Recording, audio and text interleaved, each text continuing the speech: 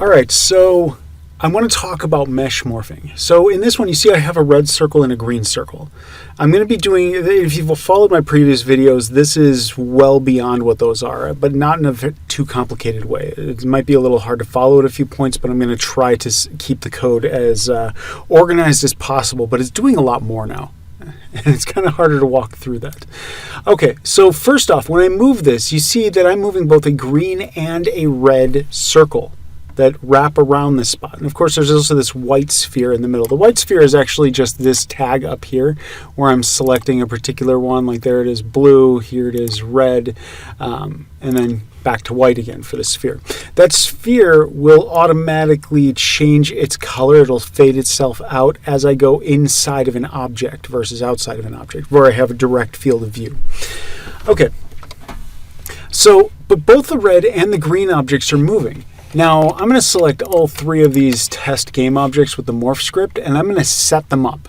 Setup does a lot of pre-work where it says everything that's within the red sphere of influence. The red circle is identifying the region that a sphere is. It's just used to mark that out. Everything within that sphere will be stored. We're going to grab a copy, we're going to figure out where it was, where its original information was, and how much of an effect this is going to have on it. So that when I were to select one of these after it's set up, I can now morph this. I can change the shape of this object. And of course, this is also supported with undo history. But I can take this and just change it back and just kind of squash this into a much smaller flyer. And then as you're warping, maybe it drives out the front of it. I don't know, maybe that's as you get upgrades, it just automatically takes a longer ship. But then we also have the engines over here. So if I take one of these engines, I can move this engine over this way. And then I can take this one and I can move it in more like there and take this one. And I guess I'll move this one in as well. Right there. So they're flying inward more. And then this one I can also affect. And they all kind of affect each other a little bit. But only from their original space. So if I were to, say, turn these off, and then let's go put this game object back on. What did I just do? I thought I just turned them off. I guess I only turned some of them off. All right. I don't want all of them to move. I just want that one. So first off, that goes over there. Now I'm going to select just this one. Move it over here to this engine. I'm going to grab this one. Move it over here to this engine. Should be down just a little bit. There. Okay. So let's take this red one and increase its sphere of influence so it has more effect on what's going on around it. So if I increase its maximum range like this, then pretty much the entire ship is affected. The center of it, what's in the green circle, is going to be affected 100%. So actually, let's increase that one too. Not completely, but a little bit more. All right, now that I've done that, let's reset it up. I'm going to turn these back on. And let's set it up. Okay, so now if I were to take just this center object and move it around, you can see the whole ship is effectively getting stretched and moved around. It still has an area of the ship that is primarily affected. Everything within the green radius is moving with it pretty much 100%. There is one change. If you have two green segments that are overlapping, they both have 100% pull, and then that turns them both into 50% pull. So it would just kind of be stuck in between those 2 points. All right, now let's move this around. Let's just pick another location. Oh, Control Z, Control Z, Control Z, there. So I can stretch this out this way or back, whatever, and then maybe take these engines. I could take the two different engines that are there, which is this one and this one, and then I'll move those forward and backwards. So you can see I'm changing the shape of the ship. Oh, I've got all three selected. No, I didn't want the middle one. So I can change the shape of the ship, bring the engines farther forward, and if I had actually lined it up more perfectly, then I wouldn't have part of this wing coming with it, or it would match on the other side.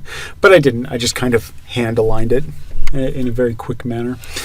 Anyway, but this is a very different design for the ship. I'm going to undo all of that. Oh yeah, I can just select all of them and remove the setup. Okay, so we can influence this object. Now this object is made up not just of one mesh, but of many meshes. So here's a mesh, here's another mesh, here's another mesh, here's another mesh, and so every one of these is affecting multiple meshes, and they're working in tandem, so they understand each other. So each one, when I click Setup, where'd that go? There we are. So when I click the Setup button on it, what it's actually doing is gathering a whole lot of additional information. I'm going to click Debug, and you can see here's the data ties. But when I click Setup, data ties is huge now. There's 170 affected vertices inside of this mesh. So this mesh, 170 vertices are affected by it, and I'm storing information on each one. Additionally, I'm going to shrink that one down, and let's see. Element 1 has the mesh filter of the back thruster. So there's that back main thruster. And so it has 300, let's see, for this one, affected vertices, 0. 0 of the vertices are affected. I wonder how that came to be. Anyway. But the original mesh, here's all the information about the original mesh. It stores that information. And let's pick another one. 2. Okay, this one has 97 affected vertices inside of it, and each one of them, there might actually be multiple indexes, multiple vertices that are at the exact same point. So that one only has 1, that one only has 1, 1, 1. Oh, come on. I know I've got some that in here that have 2. There. Oh, yeah, that one has 2. So you can see that some of these actually have multiple indexes in the same spot. Inside of the original mesh, 27 and 36 came out to the same. So if I were to actually take the original geometry over here, where that original mesh, and go, what was it, 27 and 36? I think 27 is over here, and 36 is over here. 036. 059, negative 32. So you can see you have 2 different vertices in the exact same spot, like where 2 corners of a triangle will meet. So we actually have to store all those pieces of information. So let's start diving into the code now. I want to see how this stuff works. Okay, so we have a script in here called morph. Oh, let me turn off debug. Okay, so now I've got that. Let me go into the code.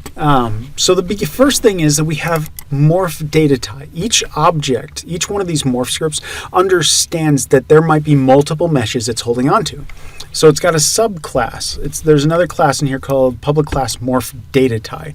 It's some data that's tied to the morph. Maybe I should have called it mesh, morph mesh. But morph mesh might have made more sense.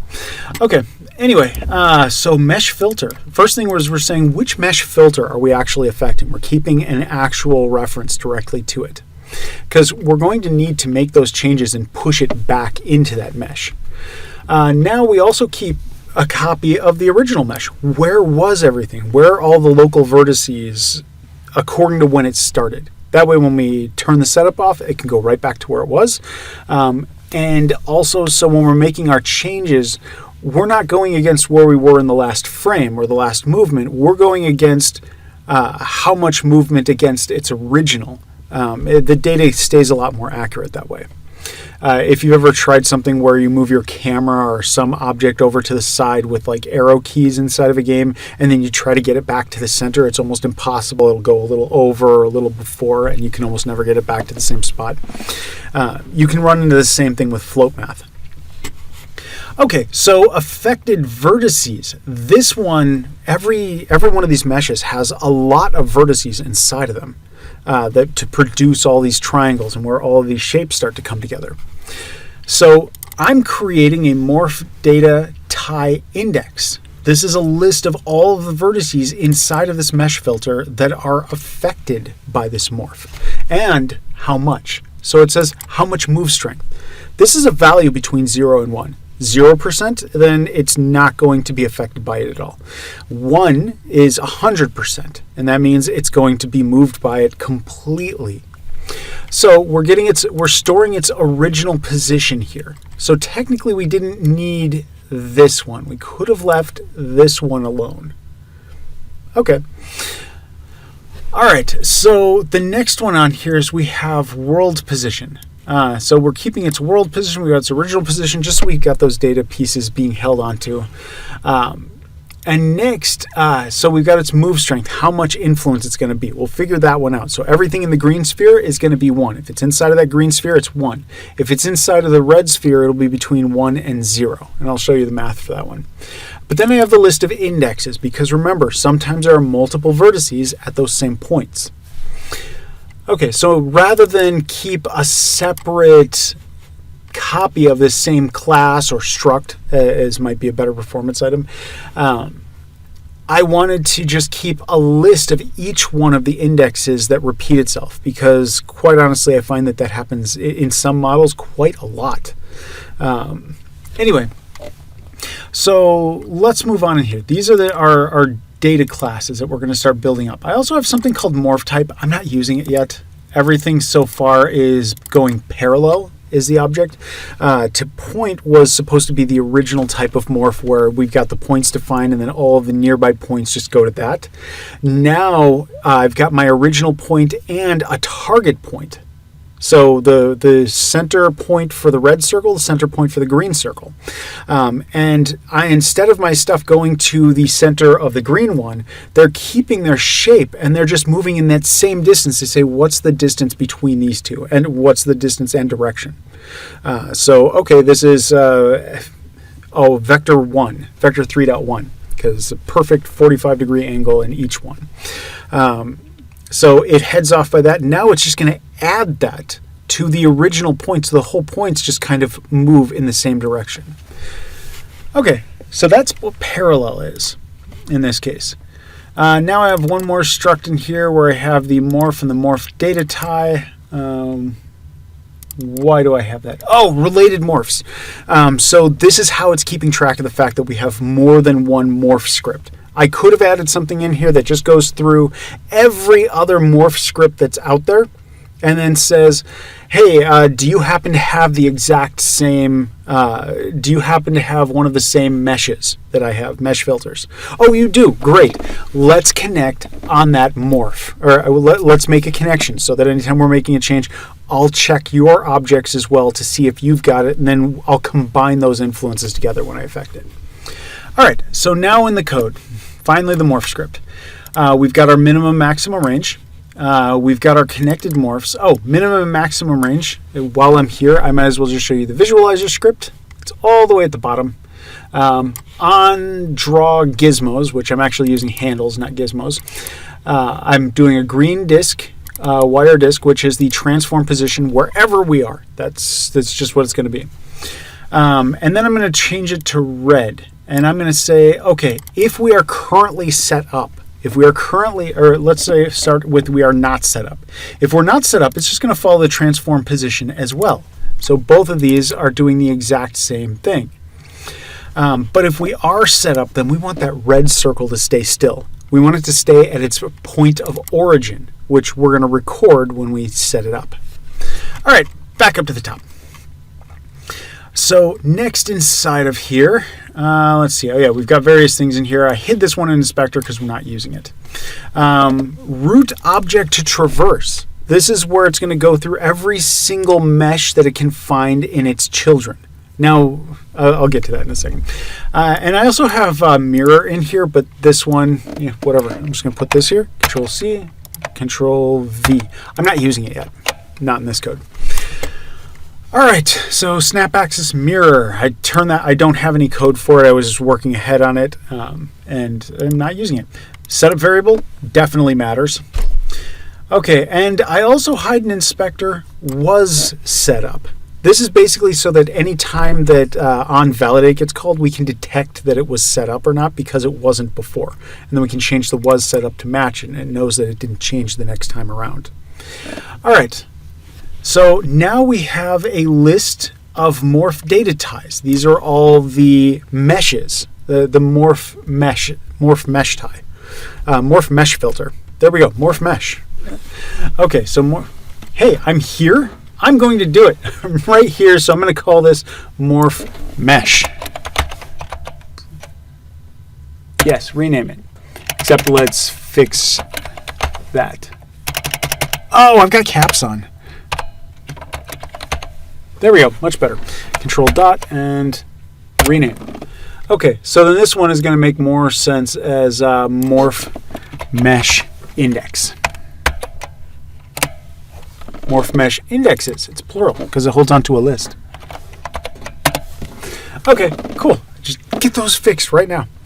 I don't know why I keep working with it when it doesn't have a good name. I should just fix them right away. Now, of course, this also means that my data inside of the scene has been lost. I could do add a move from script or move from component. So actually, yeah, I could do that. If you're not familiar with it, that is move from Unity editor dot move. Hey, where are you? Unity engine dot move. I don't remember where it is or what it's called right now, so I'm just going to leave it. Okay. But there's an attribute that you can add that automatically tells it what something was renamed to. That way you can fix these things. There was moved to. Oh, moved means that you actually moved it to a completely different variable type or different variable. And in this case, in other cases, it's literally a rename. AKA, also known as. Oh, yeah, I could do that. That was it. Also,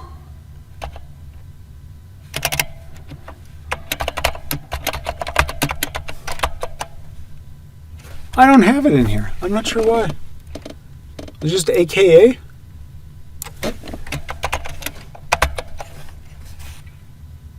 Yeah, I don't know.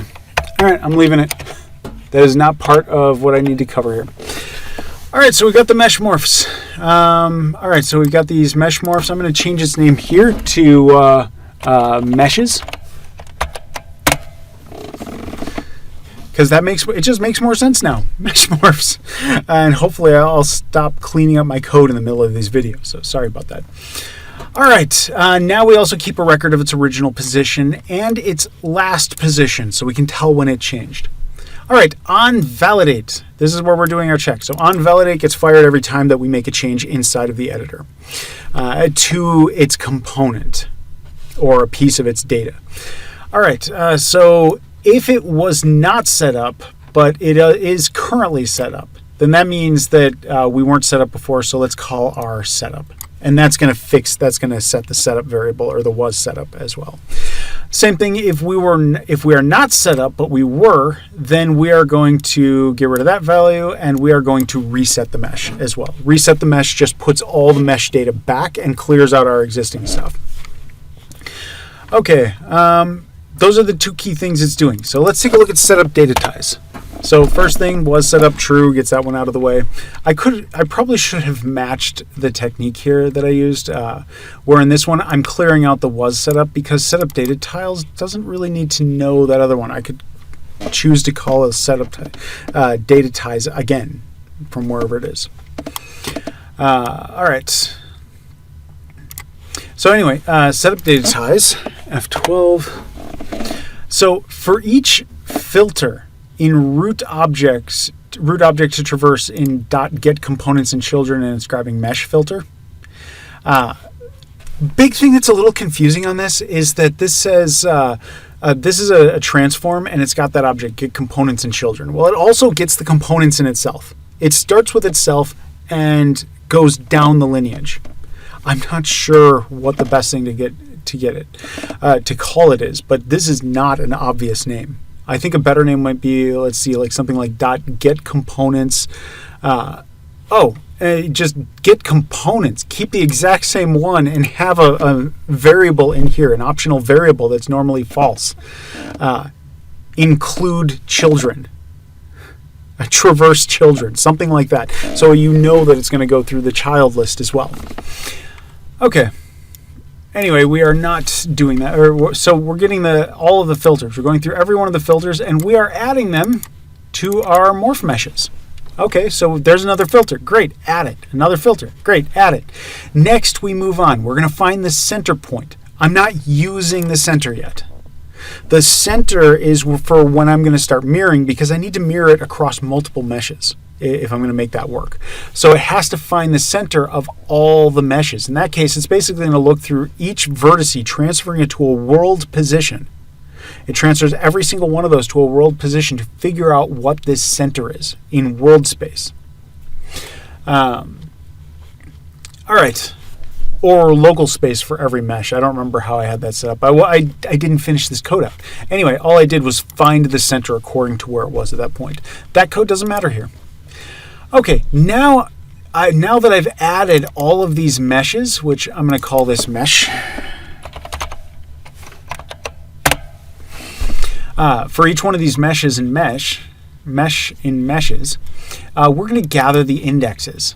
So gather indexes, I'm going to head down to that one. Oh yeah, and set vertice strength and the original position. So we store the original position as well.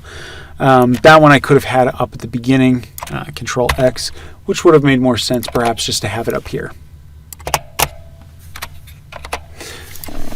All right, so setting the vertice strength and gathering the indexes. Let's go gather the indexes, F12. So in this one, we have the morph mesh. So we're going to call it just morph mesh, since I'm changing everything.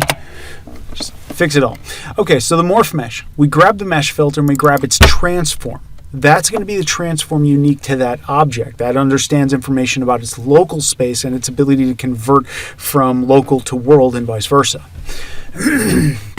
Now we find its localized position of our transform position. This is the current object. This is that green sphere, the circle that wraps around the point that we're moving around. And we say, what's its position? And then convert it from world space. So convert the space from world space to local space, inverse transform point. So we've transformed whatever that point is in the real world to the localized position here. So we now know what it would be if it were local to this object. And since all the rest of the vertices inside of here are local, we're going to be able to use this to define its distance and its region. All right. I've got a bug here. So I'm getting the distance based on its mesh. But what happens if I have one that's scaled to 1,000 because it came in really small, and another one that's scaled to 1,000th? They're a millionth apart, a million times apart. But they're going to be put into the same local space, and then that distance is not going to, the distance is just going to use whatever local distance it has, not its world distance. I think in this case I should have been transforming everything to world distance when it initially does the math. But I did not. And that might explain a couple oddities that I've seen here and there with the meshes that I've worked with. Okay, anyway, we have localized position. So we get its local center, which I should fix, but I'm not going to here. The code works well enough, but I wanted to explain that bug if you start seeing things that are really off with your meshes. Okay, now I'm going to grab the vertice because I'm going through every single one of the vertices in the original mesh. So we've got the original mesh, we got a copy of it. We're going to check through every single one of them. We get that we get a vector for that one, and we check its distance with our localized position. If it's outside the maximum range, we skip it. Nothing to do. Okay, next we're going to transform the point. Data transform.transform point. What is this? Transform point from local space to world space. Yeah, for the max range, that still should have been checking in world space because that could have been off. My range, my filter range, as I'm describing it in the script, is its world distance.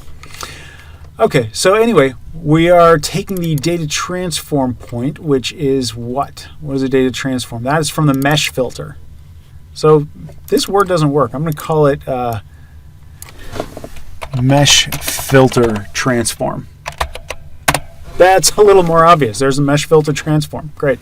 Okay, so the mesh filter transform, we transfer the point according to that, and that's its world position. Transform point goes from local space to world. Double checking that. Yeah, transform position from local space to world. Okay, and then we get existing indexes. So existing index, first or default. We find out if anything has this original position. this world space position, because sometimes the meshes overlap each other, or the triangles will overlap, and that's kind of expected. Okay. So if we have an existing one, we're just going to take the existing one and add our index to it, because remember, it's holding on to a list of potential indexes. Next, over here we've got var index equals new morph mesh indexes. And let's see, original position v. So this one, it didn't exist. It was null. So we're going to create a whole new morph mesh index. And we're going to say, here's its original position. Here's its move strength, currently set as 0. We're not identifying strengths here. We could have. This could have been one additional line to dictate how far its distance was. And we didn't do that. It could have been done here, and I don't think there would have been any problem with it. Okay, and of course it's world position. Finally, we add that. To the list of indexes that we have overall. And then, affected vertices. We add this new index to our affected vertices. Okay, great. So now we have this vertice on our list, however many indexes we have. Okay, that does that one. Let's go back in our code. Back. Where are you now? Nope. There we go, gather indexes. We have gathered all the indexes. Next, we're setting the vertice strength. This one's fairly simple, but let's dive in. Okay, so set vertice strength. On this one, we're going to go through every one of these mesh filters. Mesh filter. Okay, it's technically not the mesh filter, it's the morph mesh filter. So I guess I could call it morph filter. Morph filter, let's go with that. Morph filter. Cool. And then we're going to go through every one of the indexes inside of the affected vertices. So this would probably be vertice. Morph vertice.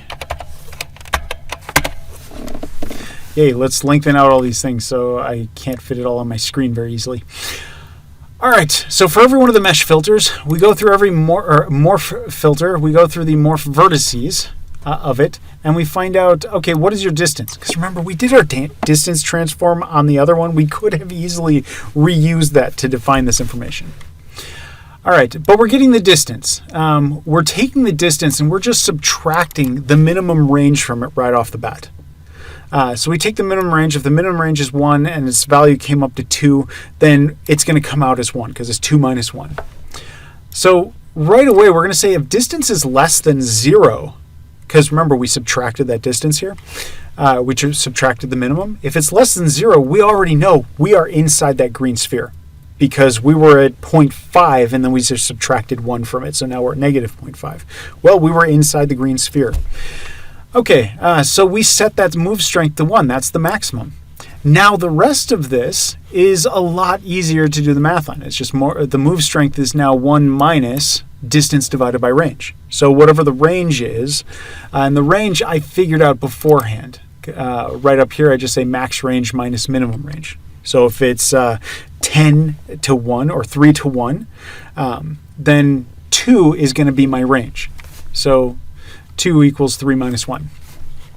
So now I take whatever distance it is divided by the range, and there it is. We got the value. Okay. Anyway, so that sets our strengths. Now let's move over here. Blah, blah, blah. Go back up to onValidate. Okay, now onValidate doesn't do any, is only affecting that initial change of the setup. So were things set up? Are they not set up? And that initial setup is storing that information, so we can just make our manipulations a lot faster now because we already have the information stored about distances and all those effects it's going to have. Okay, the update, because I'm running update, and I can because inside of this I'm using execute in edit mode. So the update works. Great. So this is checking to see if the last position equals our current transform position. If the last position does not, then that means the object is moved. Okay, the object moved. Let's reset these positions and let's alter the mesh contents. Okay, so alter mesh contents. Let's go back here, F12, alter mesh content. So in this one, for each morph mesh, in meshes. We go get the affected vertices. If the count is 0, if there was none of them, it doesn't do anything. It just skips this. Okay. Now we get the mesh root. So in this one, we're grabbing whatever that mesh is. So let's see. We're looking at one mesh. We're grabbing a list of vector 3s. We're getting that original data size. We want to know how big it is. So it's a new list of vector 3s. We're also getting the mesh root divisor. That's the same thing for the original length. Now, where am I using divisor? Okay, yeah, there it is. And we'll get to that. All right, so now every one of these related morph ties. Related morph ties. Oh, yeah, we're looking through each one of the objects to see if they're affecting each other. And I'm going to skip that one at the moment. But over here, our minimum range is our root divisor. You know, I honestly don't remember why I called it that. All right, so let's just go on to with this one. We'll figure it out in a second. So we're first getting the mesh root divisor. Where is this value coming from? It's just creating a new one. Oh, got it. It must be filling it in from here. Okay, got it. So for this mesh, it's figuring out how much of an effect this mesh has compared to the other ones. So in this, we end up creating a morph mesh divisor. We say, okay, well, what is its position? What is a divisor?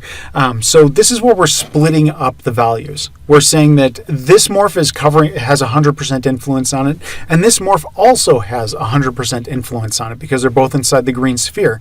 So technically, they both get normalized down to 0.5. Okay, let's see. Anyway, so that's the key thing that we're doing. We're getting the differences for that. We're going through each one of the affected vertices and finding out if there is a related morph to this morph mesh, which is basically taking a look at its filter and seeing if it has any morph meshes that have the same filter. And it's doing its comparison on them then to create how much of an effect it's going to have. Okay, so finally, we're finding out, do we have an effect? Well, if we don't, if there was no effect, it returns a 0. So if minimum is less than 1, then the minimum is 1. It's one object now. All right, so we're basically saying the mesh root equals whatever our value was, the original mesh, plus the mesh root, whatever it is now our new math, whatever we figured out for where it's supposed to go, divided by the divisor.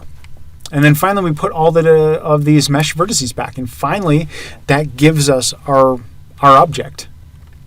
Okay.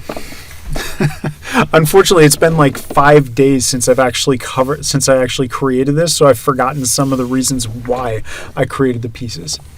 Anyway, so that's how we're altering the contents. Now I'm going to expand out this code so you can see what else is there. So related morph ties. This is we've got a list of all the related morphs, and we're going to add ourself to it at the beginning. So we're also adding our own object to it. We start with ourself.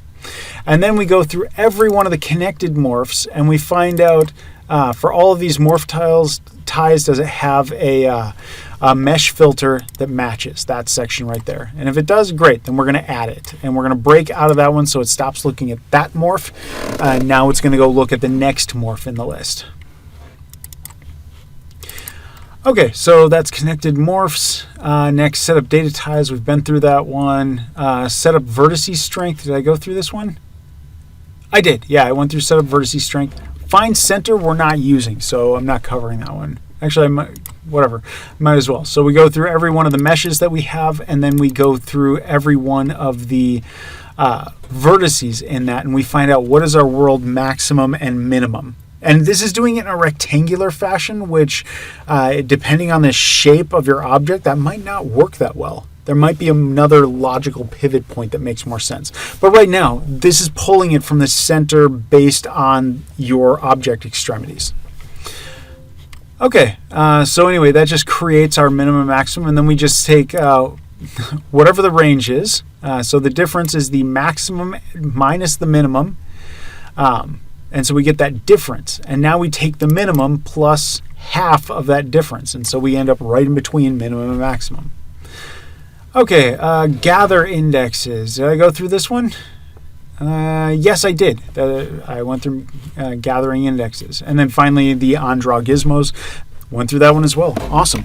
So, back to this setup in here, which I made some changes, so it's going to lose all its data. Uh-oh. These changes, these deformations I made to the ship are now permanent. Because, yeah, all this data that was holding on to before is changed. So I need to select those 3 objects, and when I undo this, the object does not return to its original shape. Things are warped a little bit here. Yeah, one of the wings got pulled off. All right. So one of the wings got pulled off there, and so this object is no longer set up right. In fact, can I just do this? Because no. The undo does not hold a list of all the vertices in memory, and since I changed it, I did lose the structure of this particular object. So with this object, what I'm going to do now is just go to the scene, up here in my hierarchy, main, is that right? Yeah, main, and then let's discard the changes. Okay, there, it's all back to normal now. That's a key thing to keep in mind, that you can wipe those out. Another thing to keep in mind about the memory on this is that when we do make these changes, that mesh information, its difference, originally it just comes from the model that gets pulled into memory separately. But the changes I'm making here are actually stored to the game object, to those components associated with it. So that means the mesh filter is actually holding a complete copy of it, and that means your scene is now getting much larger, and so it's going to take longer to load. The scene itself is going to be larger. A better way to do this is to actually take that information after the fact and extract it out to a prefab, so it's not part of your initial scene load by itself. Your scene can load right away, and then the objects inside it can load as they're necessary.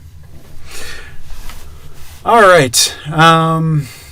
Additionally, you can also do other things to save this data structure back to kind of a raw component.